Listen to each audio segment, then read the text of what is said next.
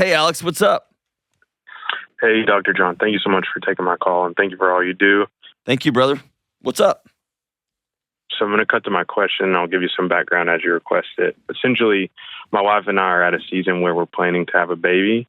Awesome. But thank you. I've always had a bit of a scarcity mindset, I guess you could call it. So I don't feel that I don't feel like emotionally ready to have a baby because I don't know if our finances are in order to do so. I think Dave would say they would, but it's such an emotional block for me because I'm so used to preparing for everything, and that it's affecting our ability to have it. Not, it's just affecting us. Yeah. So let's just talk straight up objective, okay? You have the money, don't you? I mean, I don't really know how to answer that. I can give you the practical figure. The practical figure is we make $1,200 more a month than we need to live, and we're halfway through baby step 3. Okay. You can afford to have a baby. Period. Okay, thank you. You can afford to have multiple babies. Okay. And here, even beyond, you have $1,200 extra every month over your bills. Let me go one step deeper. What in your house can you sell? Can you get an apartment? Can you get rid of your nice cars and drive crappy cars? When people tell me, like, I quote unquote can't afford a baby or I can't afford babies, housing is astronomical right now. Childcare is insanely expensive, right? There's no question about those things. But often it's these other variables. But what about? And what about we have to live here? What about we can't get rid of the new F-250? What about there's all these other extraneous things. And I'm telling you, we've done this really crazy ROI in our world where we have to get all this stuff first, and then the kid comes. And dude, I have literally zero regrets. I've done some things. I've hurt people over the years. I've done things I wish I could take back. The regret I have is that I only had 2 kids because I did not understand the capacity for love and how it would transform my life. And by the way, Alex, I'm still not emotionally ready to have kids. I'm not. I don't know that anybody is. So how do I get over sort of this scarcity mindset of... What are you scared of? That I'm scared that I'm scared of everything. I'm scared. I'll give you an example, and I'm trying not to take most of your time. Hey, bro. Hey, it's just us two. We're good. We're good. You take my time. I'm trying to get to the root of it. What is it? So, like, when we planned our wedding, my wife said we can have a wedding that costs X amount of money, and I was like, we'll never be able to afford it, and we did.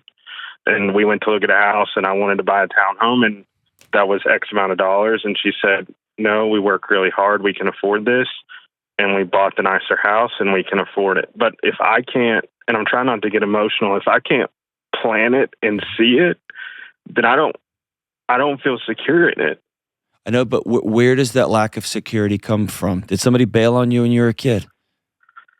No, I was the recipient of a lot of fundraising growing up. I have a medical condition, and that fundraising like changed my life, but it also showed me the value of a dollar at like 14 years old and what it was like to not have that money. And then like literally directly after that, right? It was 2008. My parents lost their house, like so many people, right? And they recovered.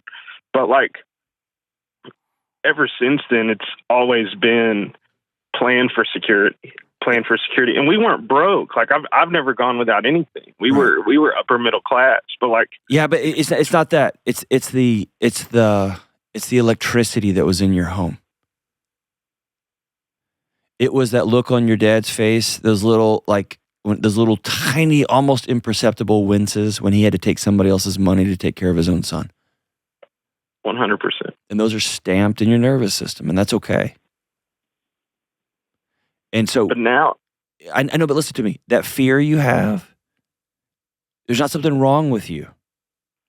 You're in this weird dance where you have all of the success and you've managed to work it out. And even when your parents lost everything, they lost their home. You look up and 10 years later and they're back, right?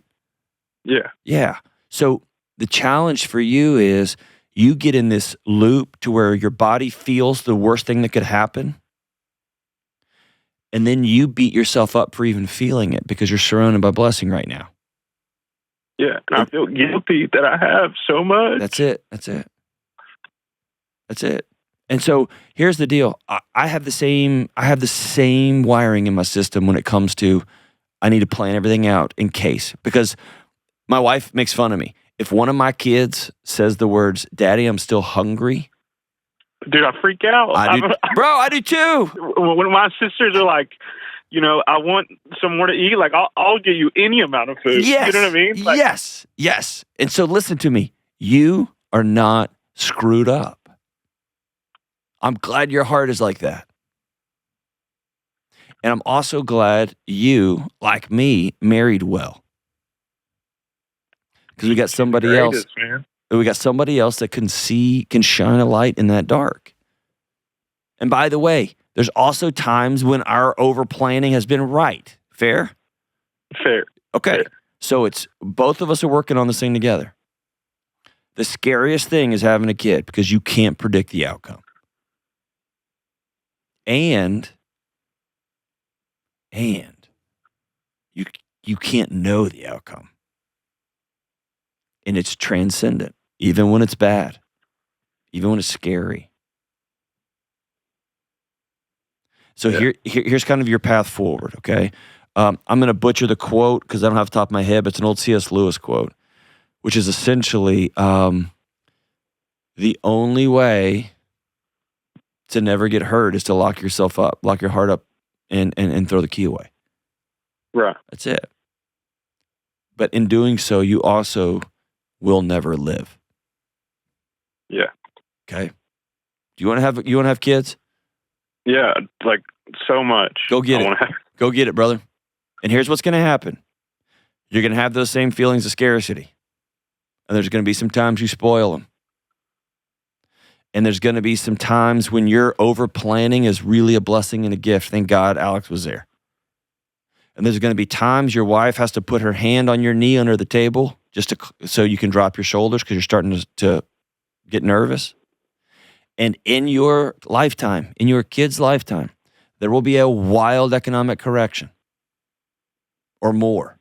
There will be times of pain. There will be times of struggle. All of that is true. And you and your wife together, being smart. You guys don't owe anybody any money right now. Right? Right. Yeah, dude, you're so far ahead of the game. But here's the deal. This conversation is not one in a spreadsheet. This conversation is about guys like me and you. We just love the spreadsheet. I know, but it's a pacifier. It's a Xanax. It's fake. It's some sort of illusion that we can actually dictate what goes in the next cell. And we're wrong. We're lying to ourselves. It's our way of it's a pacifier. It's a blankie, right? Yeah. And planning is good. It's both and. So plan the best you can. And so like at Dave Ramsey tells people to get 3 to 6 months emergency fund. I cheat sometimes and I have more than that. Not a crazy amount more, but I do. I call it my sleep tax. That money would be earning more in a mutual fund. It would be earning more in a Roth. But I have it in a savings account just for me. Just for my family, right? It's a little bit more, and I'm okay with that. Yeah. You get what I'm saying? I do. It's okay. And I don't go crazy with it. And I give my wife permission to say, hey, that doesn't make a lot of sense. And I go, yeah, you're right. And even, I'll tell you this, the other day my wife said, with the election coming up, she goes, hey, if anything sets off, we're okay, right? And I just smile and go, we're okay. Yeah. You know what I mean? It's both and. It's both and. Yeah. I appreciate it. But Alex, I want you to have 10 kids. I don't. I just want to have one kid. Yeah, don't have, 10's a lot. Yeah, 10's a bunch. I got to get a bigger car if I get 10 kids. You're going to have to get a new car anyway, dude. Just let it ride. But here's the thing. You can't plan for it. And you've overcome a lot in your life. Is that fair? Yeah. Okay. There's not a doubt in my mind after overcoming medical conditions, after overcoming your parents losing everything, overcoming a wedding, overcoming buying a house, overcoming your personal and professional and romantic challenges, and y'all got a house and you got a job. I'm not worried about you in the slightest. I want men like you raising kids in this world. I appreciate that. Okay. It's just, you just want to do the best for them, you know? Of course, we all do. And just to let you off the hook, you're not going to sometimes. You're going to screw up a lot. Yeah. So go into it knowing that. It's like a baseball player who never wants to swing and miss. Yeah. Like, that's just going to happen. And if you get a hit 3 out of 10 times, they'll put you in the Hall of Fame. Yeah. Be a little bit better as a dad, right? You want to do better than 30%. For sure. But For sure. you get what I'm saying. Yeah, for sure. I want men like you raising kids in this crazy sideways world. I appreciate it. Men who care, men who plan, and men who want to love deeply.